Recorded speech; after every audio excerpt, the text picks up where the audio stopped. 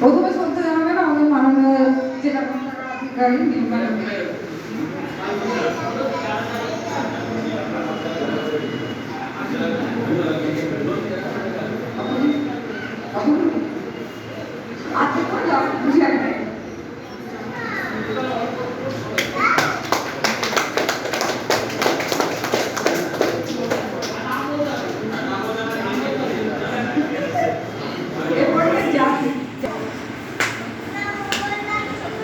হাসনাত যেমন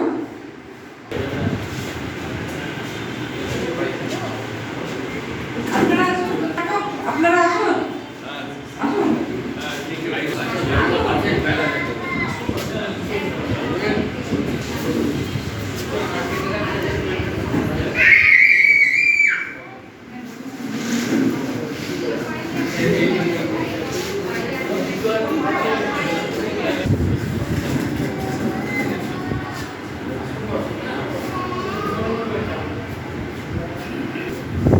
অনুষ্ঠানের শুরুতে আমাদের শপথ দেওয়ার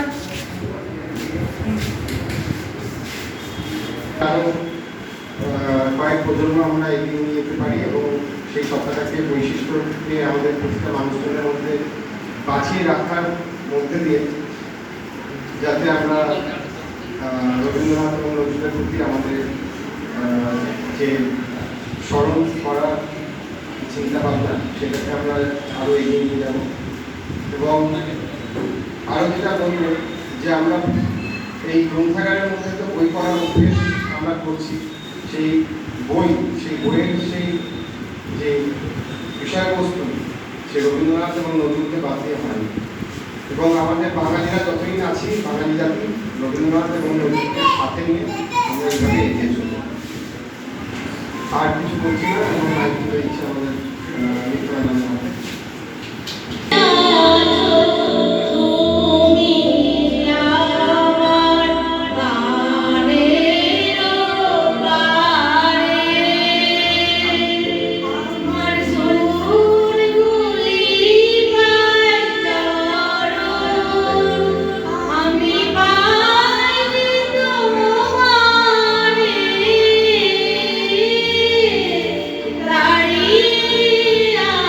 Thank you.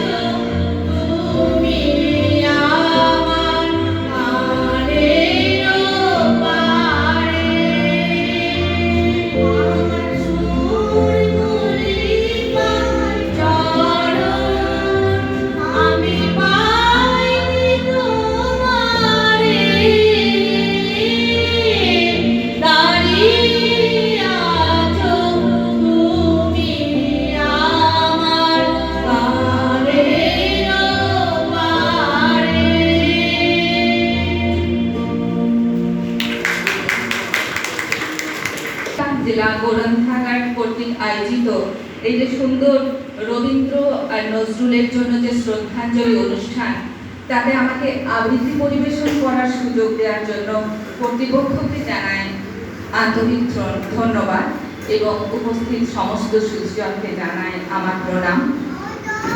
আমাদের সুস্থ সংস্কৃতি এবং সাহিত্যের জন্য গ্রন্থাগারের যে অবদান কতটা তা আমাদের বলে বোঝাতে হবে না।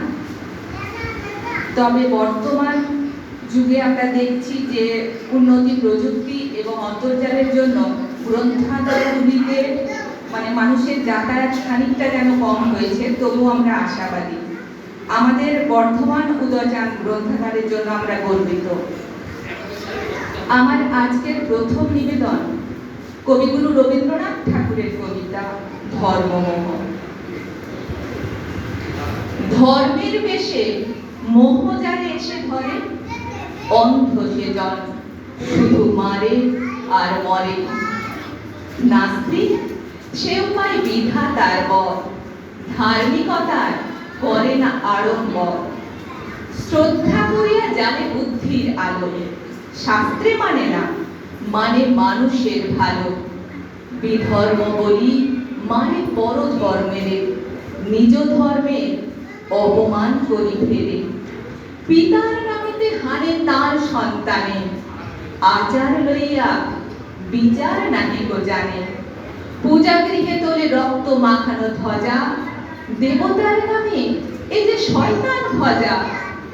অনেক যুগের লজ্জা ও লাঞ্ছনা, বর্বরতার বিকার বিড়ম্বনা। বর্বরতার বিকার দিল যারা, রচে তারা আবর্জনার গাড়া। প্রলয়ের ওই শুনি সিংহধ্বনি, মহাকাল আসে লয়ে সম্মার্জনী। যে দেবে মুক্তি তারে খুঁটি রূপে গাড়া, যে মিলাবে তারে করিল ভেদের খাড়া। তরি ফোটা করে পার হতে গিয়ে ডোবে, তবু এরা কারে অপবাদ দেয় ক্ষোভে। হে ধর্মরাজ ধর্ম বিকার নাশী, ধর্ম মূঢ় জনেরে বাঁচাও বাসি।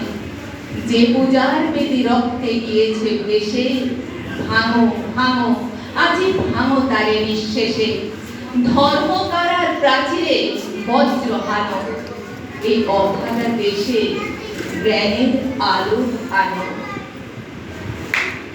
আমাদের সত্যি জ্ঞানের আলোকের খুবই প্রয়োজন মানবিকতার জন্য, সামাজিক উন্নতির জন্য। কিন্তু আজও মানুষ জাতিভেদ বা ধর্ম নিয়ে এত হানাহানি করে চলেছে। আমাদের দুঃখ কবি কাজী নজরুল ইসলাম তিনি কিন্তু এর ঘোর বিরোধী ছিলেন। তার বিভিন্ন রচনায় তিনি দেখিয়ে গেছেন, সোচ্চারে গলা তুলে বলেছেন এসবের বিরুদ্ধে। তিনি ছিলেন জাতীয়তাবাদের কবি, তিনি ছিলেন সাম্যবাদের কবি। হিন্দু বৌদ্ধ মুসলিম খ্রিস্টান গাহি সাম্যের গান। কে তুমি?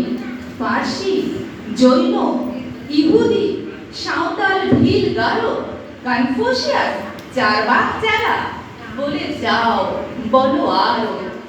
বন্ধু যা খুশি হও, পেটে পিঠে কাঁধে মগজে যা খুশি মুঠিও কেতাব। কোরআন পুরাণ বেদ বেদান্ত বাইবেল ত্রিপিটক জেন্দা বেস্তা গ্রন্থ সাহেব পড়ে যাও যত সব।